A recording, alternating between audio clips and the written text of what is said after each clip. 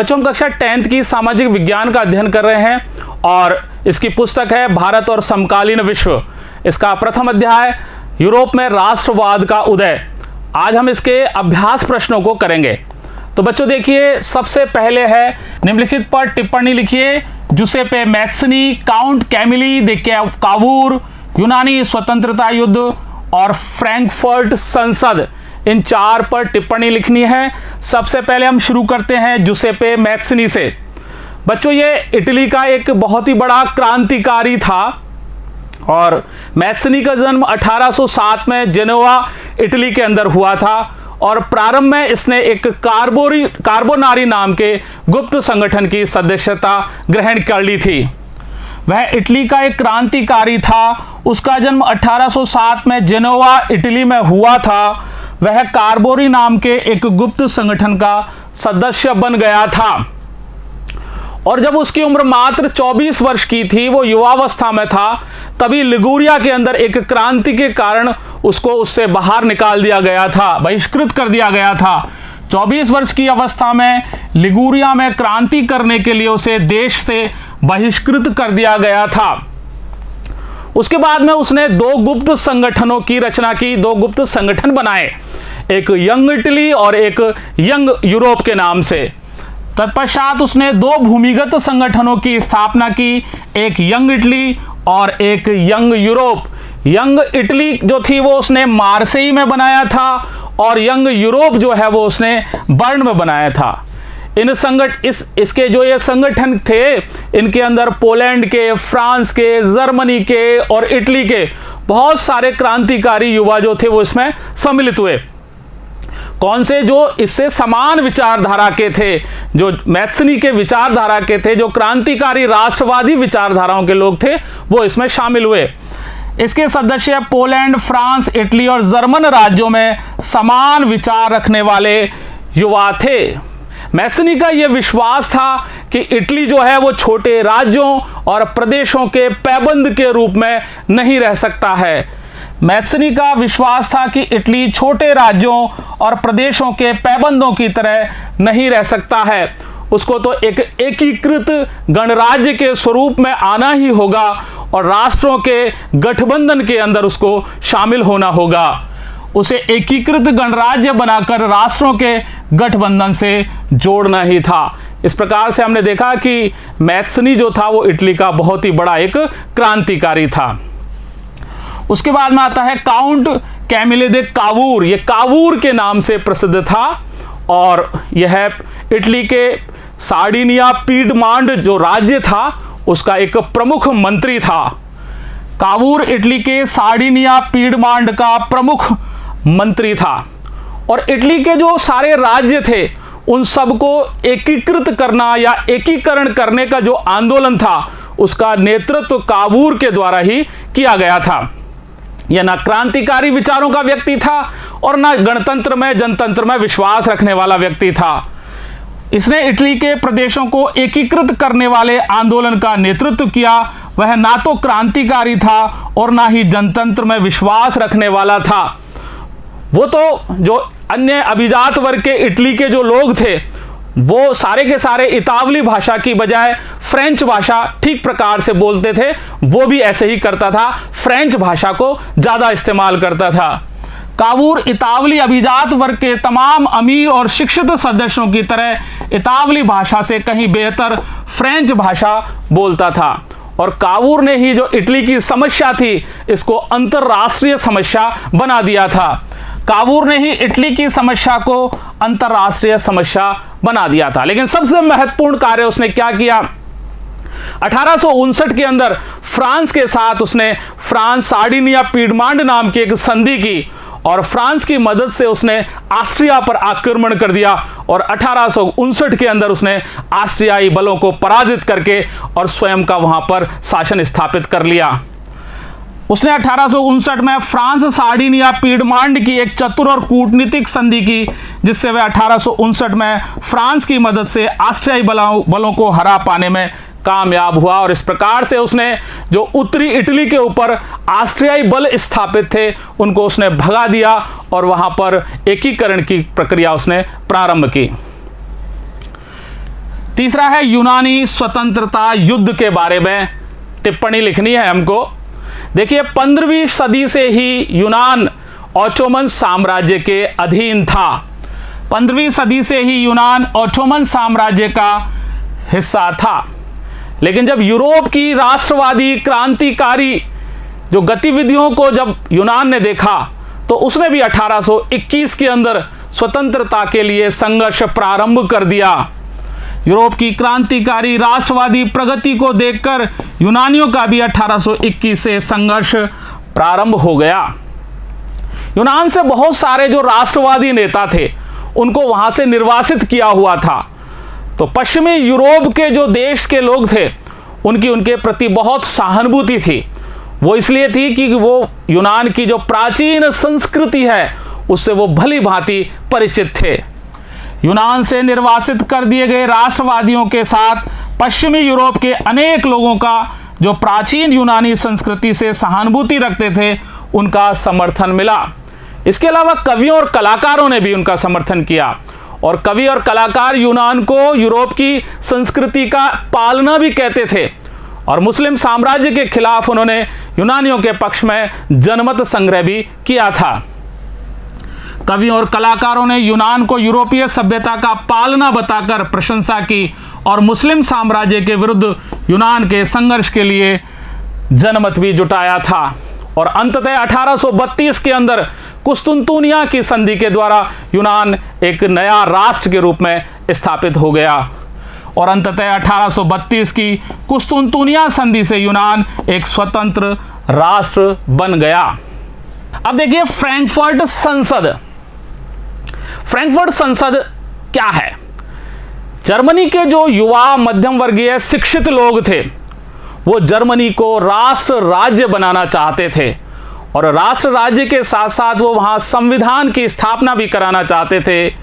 वो प्रेस को भी स्वतंत्र कराना चाहते थे और संगठन बनाने के लिए आज़ादी भी चाहते थे। जर्मनी के मध्यम वर्ग के स्त्री पुरुषों ने राष्ट्र राज्य एवं संविधान की मांग के साथ साथ प्रेस की स्वतंत्रता और संगठन बनाने की आज़ादी की मांग की थी।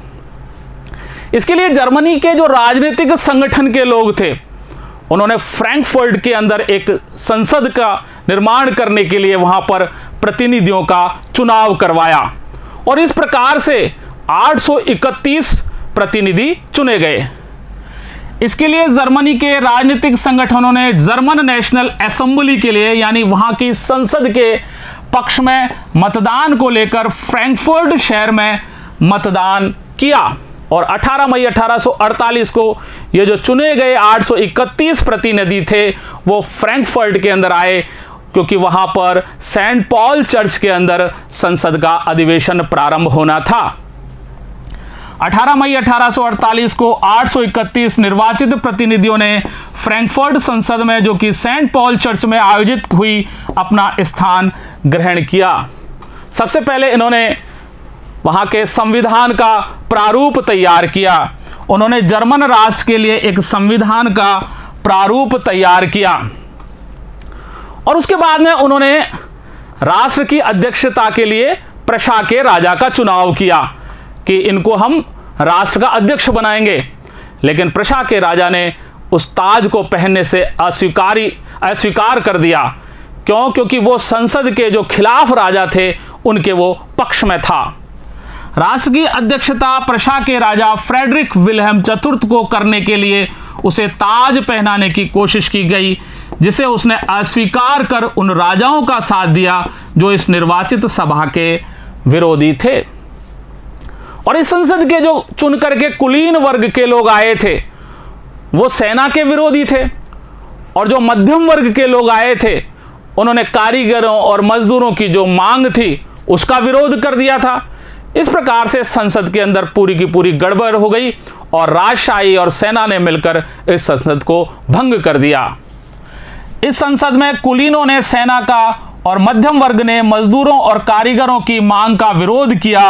अंत में सैनिकों को बुलाकर असेंबली भंग कर दी गई और इस प्रकार से जो फ्रैंकफर्ट के अंदर जो प्रारंभ के अंदर संसद जो चलनी थी वो संसद भंग हो गई और एकीकरण का, जर्मनी के एकीकरण का जो प्रथम प्रयास था वो वहीं की वहीं फेल हो गया। राष्ट्रवादी संघर्षों में महिलाओं की भूमिका। महिलाओं ने जो राष्ट्रवादी राजनीतिक आंदोलन हुए उन सभी आंदोलनों में बहुत बढ़ चढ़ करके भाग लिया था। उन्होंने संगठन भी बनाए थे, उन्होंने अखबार भी चलाए थे, वो मीटिंगों में, बैठकों में भी भाग लेती थी, वो प्रदर्शनों में भी जाती थी। राष्ट्रवादी आंदोलनों में महिलाओं ने वर्षों से सक्रिय रूप से भाग लिया। महिलाओं ने अपने राजनीतिक संगठन स्थापित किए, अखबार शुरू किए, राजनीतिक बैठकों और प्रदर्शनों में भी उन्होंने शिरकत की। लेकिन जैसे ही उनको राजनीतिक अधिकार देने की बात आती थी तो मामला बहुत ही ज्यादा विवादास्पद हो जाता था। फिर भी उन्हें राजनीतिक अधिकार देने का मुद्दा विवादास्पद था। और जब असेंबली के चुनाव हुए थे फ्रैंकफर्ट के अंदर, वहां भी उनको मताधिकार से वंचित रखा गया था। उन्हें असेंबली चुनाव के समय मताधिकार से वंचित रखा गया था। और जब सेंट पॉल चर्च के अंदर जब संसद का अधिवेशन चल रहा था तब भी महिलाओं को केवल उसमें प्रेक्षकों के रूप में दर्शक दीर्घा के अंदर ही बैठने के लिए बुलाया गया था। सेंट पॉल चर्च में फ्रैंकफर्ट संसद की सभा में उन्हें केवल प्रेक्षकों की हैसियत से दर्शक दीर्घा में बुलाया गया था। इस प्रकार से हमने देखा कि जो महिलाएं थी उन्होंने काफ़ी संघर्ष किए, राजनीतिक आंदोलनों के अंदर उन्होंने भाग लिया, लेकिन जहां भी उनको राजनीतिक अधिकार देने की बात आती थी तो उनका मामला बहुत ही विवादास्पद हो जाता था। दूसरा प्रश्न, फ्रांसीसी लोगों के बीच सामूहिक पहचान का भाव पैदा करने के लिए फ्रांसीसी क्रांतिकारियों ने क्या कदम उठाए? फ्रांसीसी लोगों के अंदर सामूहिक भावना जागृत करने के लिए फ्रांसीसी क्रांतिकारियों ने बहुत सारे काम किए। फ्रांसीसी क्रांतिकारियों ने सामूहिक पहचान की भावना पैदा करने के लिए उन्होंने अनेक कदम उठाए। उन्होंने पितृभूमि और नागरिक जैसे विचार दिए जिससे लोगों के अंदर राष्ट्रीय भावनाओं का, सामूहिक एकता की भावना का विकास हो। पितृभूमि और नागरिक जैसे विचारों ने राष्ट्र एकता की भावना पर बल दिया और उन्होंने सबको समान अधिकार देने का भी वायदा किया कि भाई सबको समान अधिकार दिए जाएं। उन्हें एक संविधान के अंतर्गत समान अधिकार दिए गए। उसके बाद में उन क्रांतिकारियों ने एक नया फ्रांसीसी तिरंगा चुना जो उनके पहले वाले राष्ट्रध्वज का उसने स्थान लिया। एक नया फ्रांसीसी तिरंगा चुना गया जिसने पहले के राष्ट्रध्वज की जगह ली। और जो एस्टेट जनरल था उसका नाम बदल करके अब नेशनल असेंबली कर दिया गया। एस्टेट जनरल का नाम बदलकर नेशनल असेंबली कर दिया गया और एक केंद्रीय प्रशासनिक व्यवस्था लागू की गई जिसके द्वारा सबको समान अधिकार दिए जाने के कानून बनाने के लिए उनसे कहा गया। एक केंद्रीय प्रशासनिक व्यवस्था लागू की गई जिसने सभी नागरिकों के लिए समान कानून बनाए और आंतरिक रूप से यानी अंदर फ्रांस के अंदर आयात और निर्यात के जो शुल्क थे वो समाप्त कर दिए गए। आंतरिक आयात निर्यात शुल्क समाप्त कर दिए गए। भार के लिए और मापने के लिए इनके लिए मानक स्थापित कर दिए गए जो पूरे देश के अंदर एक ही प्रकार के थे।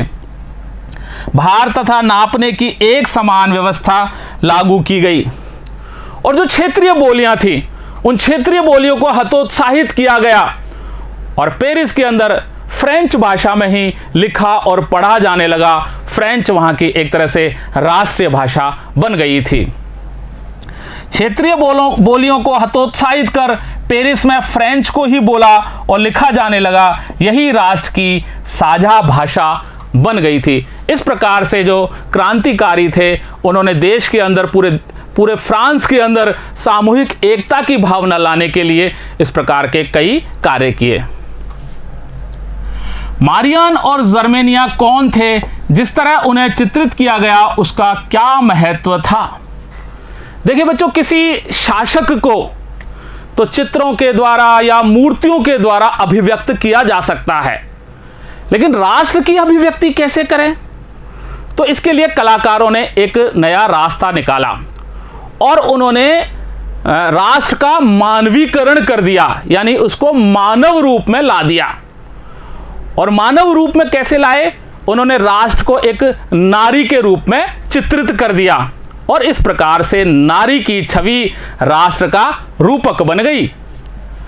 किसी शासक को एक चित्र या मूर्ति के रूप में अभिव्यक्त करना आसान है, लेकिन एक राष्ट्र का चेहरा देने के लिए कलाकारों ने राष्ट्र का मानवीकरण किया। उन्होंने राष्ट्र को नारी वेश में प्रस्तुत किया। यह नारी असल जिंदगी में कोई खास महिला नहीं थी। नारी की छवि राष्ट्र का रूपक बन गई, यानी राष्ट्र को किसके द्वारा दिखाया जाने लगा? नारी के द्वारा। अब फ्रांस की बात करें तो फ्रांस में इसको एक लोकप्रिय नाम मारियान दिया गया। फ्रांस में उसे एक लोकप्रिय नाम मारियान दिया गया और इस मारियान के द्वारा फ्रांस ने अपने जन राष्ट्र की भावना को अभिव्यक्त किया। इसने जन राष्ट्र के विचार को अभिव्यक्त किया और जो इसके प्रतीक थे, यानी वो लाल टोपी है उसके पास में, उसके पास तिरंगा है, उसके पास में कलंगी है, ये सारी चीजें स्वतंत्रता और गणतंत्र के प्रतीक के रूप में थी। उसके चिन्ह लाल टोपी, तिरंगा और कलंगी भी स्वतंत्रता और गणतंत्र के रूप में थी। मारियान की प्रतिमाओं को वो चौकों पर और चौराहों पर स्थापित करते थे, जिससे आते जाते लोग अपने राष्ट्रीय प्रतीक को देख सकें, उसके बारे में जान सकें, उसके बारे में विचार कर सकें और वो उससे अपना तादात्म्य भी स्थापित कर सकें। मारियान की प्रतिमाएं सार्वजनिक चौकों पर लगाई गई ताकि जनता को राष्ट्रीय प्रतीक की याद आती रहे और लोग उससे तादात्म्य स्थापित कर सकें। इसके अलावा मारियान की जो तस्वीर थी वो मुद्राओं पर और डाक टिकटों पर भी चित्रित की जाती थी। सिक्कों पर, डाक टिकटों पर उसकी तस्वीर को चित्रित किया जाता था। मारियान की छवि सिक्कों और डाक टिकटों पर अंकित की जाती थी। और जर्मनी की में देखें तो वहां पर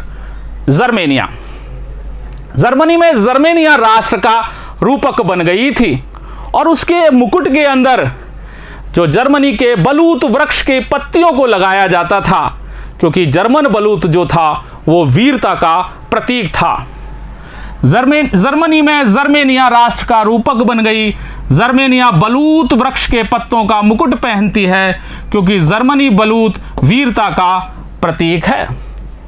अब देखिए जर्मेनिया के कई चित्र और मूर्तियां भी हैं। एक चित्र उसका जो सबसे ज्यादा प्रसिद्ध हुआ वो 1848 का है, जब उस चित्र को फ्रैंकफर्ट संसद की जो सेंट पॉल चर्च के अंदर जो संसद बुलाई गई थी उसके अंदर उसको टांगा गया था। वो सूती झंडे पर बनाया हुआ एक चित्र था और उस सेंट पॉल चर्च के अंदर उसको टांगा गया था। वो चित्र भी बहुत प्रसिद्ध हुआ। इसके चित्र को 1848 में सूती झंडे पर बनाकर सेंट पॉल चर्च की छत पर भी लटकाया गया, जहां 1848 में फ्रैंकफर्ट संसद बुलाई गई थी। एक दूसरा चित्र और भी वो भी बहुत प्रसिद्ध हुआ, हताश जर्मेनिया का। जब 1848 के अंदर प्रशा के राजा ने ताज पहनने से इनकार कर दिया और जर्मनी का एकीकरण होते होते रह गया, तब उस हताश जर्मेनिया का भी एक चित्र है। द फॉलन जर्मेनिया का एक चित्र जो उस निराशा का है जब जर्मनी के एकीकृत राज्य के ताज को प्रशा के राजा फ्रेडरिक विलियम चतुर्थ ने अस्वीकार कर दिया था। और एक मूर्ति भी है, Germania guarding the Rhine. Germania जो कि जर्मन राज्य की रक्षा करती है, उसकी पहरेदारी करती है, उसकी चौकीदारी करती है। उसके हाथ के अंदर एक तलवार भी है और उस तलवार पर लिखा हुआ है कि जर्मन तलवार जर्मन राइन की रक्षा करती है। एक चित्र जर्मेनिया गार्डिंग द राइन का भी है, जिसमें राइन नदी पर पहरा देती जर्मेनिया है और उसकी तलवार पर खुदा है जर्मन तलवार जर्मन राइन की रक्षा करती है। चौथा प्रश्न, जर्मन एकीकरण की प्रक्रिया का संक्षेप में पता लगाएं। जर्मनी का एकीकरण कैसे कैसे हुआ बच्चों, यह हमको इसमें बताना है। तो देखिए जर्मनी के एकीकरण के दो चरण हैं। पहला चरण 1848 वाला है और दूसरा चरण 1864 से प्रारंभ होगा। पहले चरण के अंदर आपने पहले भी देखा है कि जो जर्मनी के जो युवा वर्ग के लोग थे, मध्यम वर्गीय शिक्षित लोग थे, उन्होंने जर्मन को एक राष्ट्र राज्य बनाने के लिए फ्रैंकफर्ट के अंदर एक संसद बुलाई थी। लेकिन उस संसद का अधिवेशन भंग हो जाने के कारण एकीकरण का जो पहला प्रयास था वो वहीं पर असफल हो गया था। जर्मन एकीकरण का प्रथम प्रयास 1848 में हुआ, जब जर्मन महासंघ के विभिन्न इलाकों को जोड़कर फ्रैंकफर्ट में एक निर्वाचित संसद द्वारा राष्ट्र राज्य बनाने का प्रयास किया गया था। लेकिन राजशाही और फौज की ताकत ने उसे दबा दिया था। यह तो प्रथम चरण था। लेकिन अब दूसरा चरण, जिसके कारण ही जर्मन का एकीकरण हुआ, उसको हम देखेंगे। इसके बाद में क्या हुआ कि प्रशा ने राष्ट्रीय एकीकरण की जो चीज थी वो अपने हाथ में ले ली कि अब मुझे जर्मनी का एकीकरण करना है।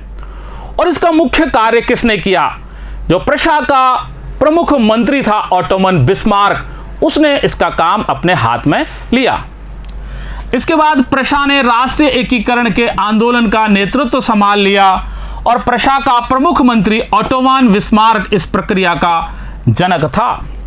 इसके लिए उसने जो प्रशा की नौकरशाही का और वहां की सेना की भी मदद ली थी।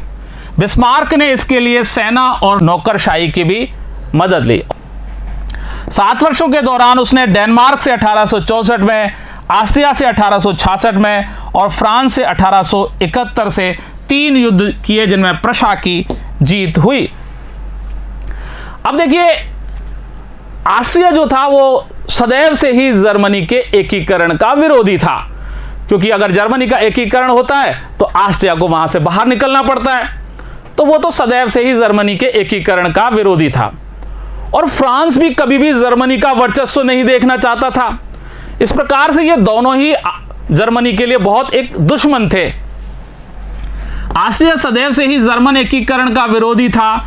जर्मनी के लिए फ्रांस भी सदैव खतरा बना रहता था। बिस्मार्क ने सबसे पहले ऑस्ट्रिया से कूटनीतिक संधि की और उस संधि के द्वारा उसने ऑस्ट्रिया के साथ मिलकर के डेनमार्क पर 1864 के अंदर आक्रमण कर दिया और उसके अंदर विजय प्राप्त की, यानी डेनमार्क को 1864 में परास्त कर दिया। बिस्मार्क ने सबसे पहले ऑस्ट्रिया से मित्रता करके अपने कूटनीतिक चाल से ऑस्ट्रिया के साथ मिलकर 1864 में डेनमार्क को हराया और फिर युद्ध में जो प्राप्त उपनिवेश हुए उनके आड़ में झगड़ा कर लिया ऑस्ट्रिया से और 1866 में उसने ऑस्ट्रिया पर युद्ध कर दिया और ऑस्ट्रिया को भी पराजित कर दिया। युद्ध में प्राप्त उपनिवेशों की आड़ में 1866 में ऑस्ट्रिया से युद्ध करके उसे पराजित कर दिया और अंत में 1871 के अंदर सेडोवा में उसने फ्रांस को भी पराजित कर दिया। और इस प्रकार से ऑस्ट्रिया और फ्रांस, जो कि दोनों ही उसके लिए एक दुश्मन थे, उन दोनों को परास्त करके और जर्मनी का एकीकरण 1871 में पूर्ण हो गया। अंत में 1871 में सेडोवा में फ्रांस को भी पराजित किया। इस प्रकार से एकीकरण की समस्त बाधाएं खत्म होने पर एकीकरण की प्रक्रिया पूर्ण हुई। तो इस प्रकार से बच्चों हमने देखा कि जर्मनी का एकीकरण हुआ। अपने शासन वाले क्षेत्रों में शासन व्यवस्था को ज्यादा कुशल बनाने के लिए नेपोलियन ने क्या बदलाव किए? यानी नेपोलियन का फ्रांस में और उसके अलावा बहुत सारे दूसरे इलाकों के अंदर भी शासन था। उसके नियंत्रण क्षेत्र में बहुत बड़ा इलाका आता था। प्रशासनिक व्यवस्थाओं में उसने क्रांतिकारी सिद्धांतों का समावेश किया। प्रशासनिक क्षेत्र में नेपोलियन ने क्रांतिकारी सिद्धांतों का समावेश किया। 1804 के अंदर नेपोलियन ने एक नागरिक संहिता प्रस्तुत की, जिसको नेपोलियन संहिता के नाम से भी जाना जाता है। और इस नागरिक संहिता का जो प्रथम सबसे महत्वपूर्ण काम था वो जन्म आधारित विशेषाधिकारों को समाप्त करने का था।